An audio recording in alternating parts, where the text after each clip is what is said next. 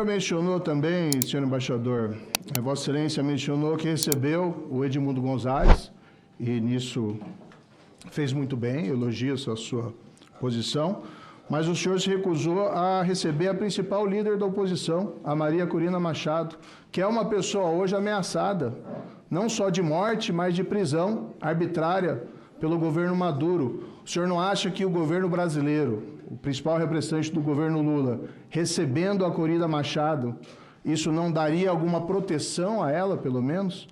Então, o que eu queria dizer é o seguinte: tem que haver uma data para que nós não caiamos no ridículo e nós não fiquemos isolados no mundo, aí sim. Todo o esforço para que o Brasil não seja um pária, que eu muitas vezes já ouvi, nós hoje estamos fortes candidatos a sermos o pária.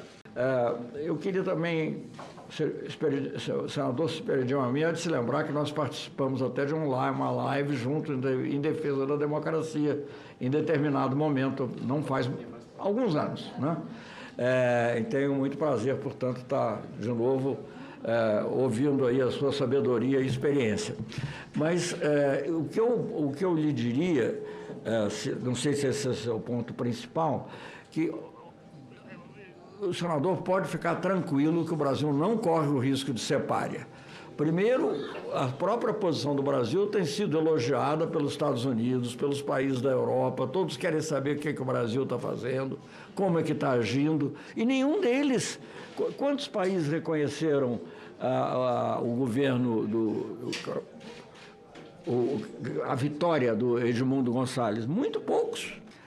A questão de direitos humanos eu não posso deixar de concordar, eu concordo absolutamente, é criticável.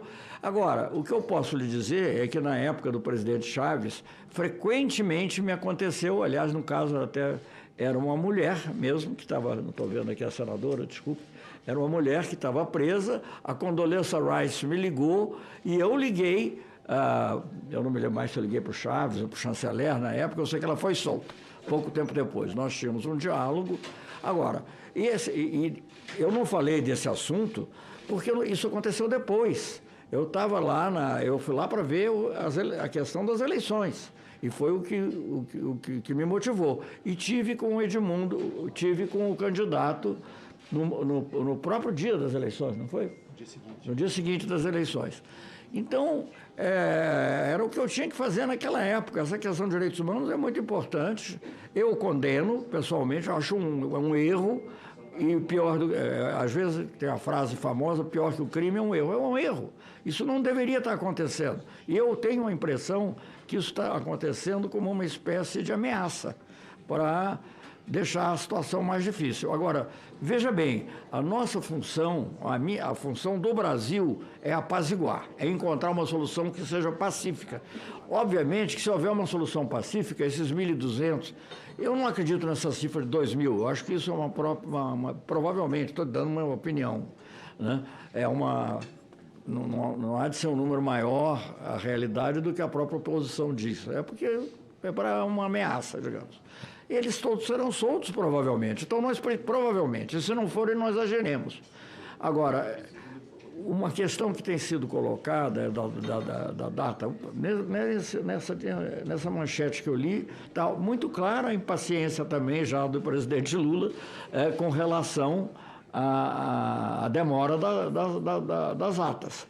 Isso é, evidentemente, uma preocupação. Confirmar, então, senhor embaixador, Vossa Excelência mesmo, então, não visitou nenhuma dessas pessoas que foram presas ou fez algum protesto público? O senhor transmitiu ao Maduro a preocupação do governo brasileiro com essas prisões arbitrárias, com essas violações de direitos humanos? E o corpo da embaixada hoje dos diplomatas brasileiros tem feito alguma iniciativa nessa linha? Porque sejam 1.200, sejam 2.000 pessoas, o fato é que nós temos aqui ações típicas de ditadura. A minha preocupação, como disse, sim, nós temos que buscar a paz. O Brasil tem um raio de ação limitada, mas o que nós assistimos desde que o Brasil figurou como garante nesse acordo de Barbados, que simplesmente o ditador Maduro tem feito o que quer. inabilitado opositores, prendido opositores, mesmo antes das eleições. Tem pessoas presas arbitrariamente. Isso foi acirrado agora, essas prisões. E, no entanto, a visão que, particularmente, que é da opinião pública brasileira, inclusive, os jornais são muito categóricos nesse sentido. Posição de vários grupos aqui latino-americanos, inclusive compondo ex-presidentes latino-americanos, Grupo Ideia, o Grupo Democracia e Liberdade, que o Brasil tem atuado de maneira muito complacente. Queremos a paz, sim, temos instrumentos limitados. Primeiro eu queria,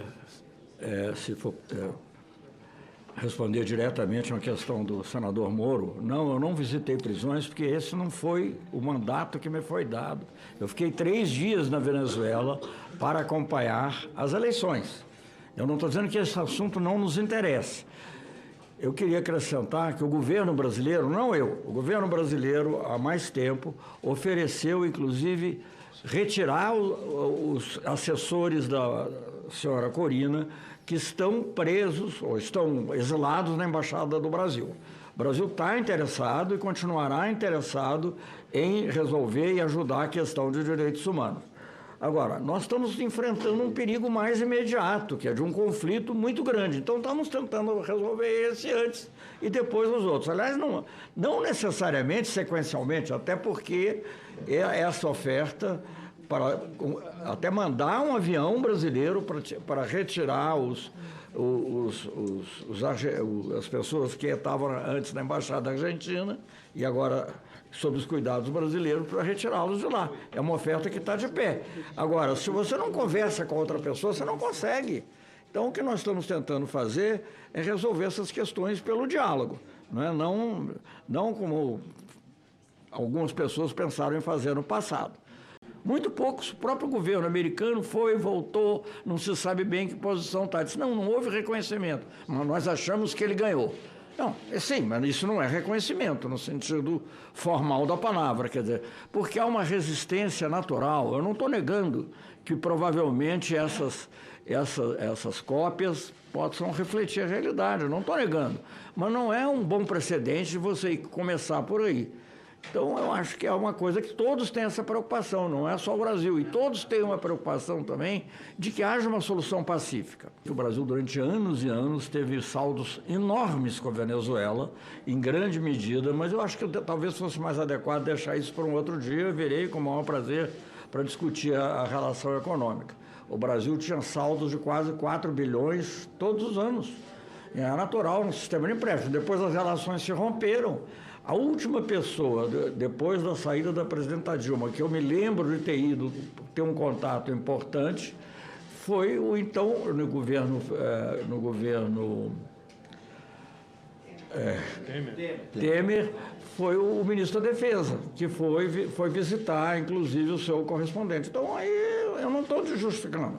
E nós estávamos no processo de começar a discutir, reconciliar os números para que eles possam pagar.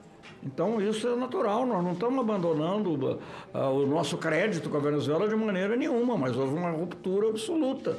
Então, aí aproveitou para não pagar. Não estou dizendo que está certo, está errado, mas, enfim, nós iríamos recuperar certamente isso. Inclusive, há muito interesses de empresários na Venezuela, empresários brasileiros que nos procuram para ver, etc. e tal. Mas eu não vou entrar nisso porque não é, talvez, o tema central e eu talvez não tenha todos os dados, talvez um outro dia eu possa desculpe que eu estou indo aqui na ordem inversa porque a questão está mais imediata.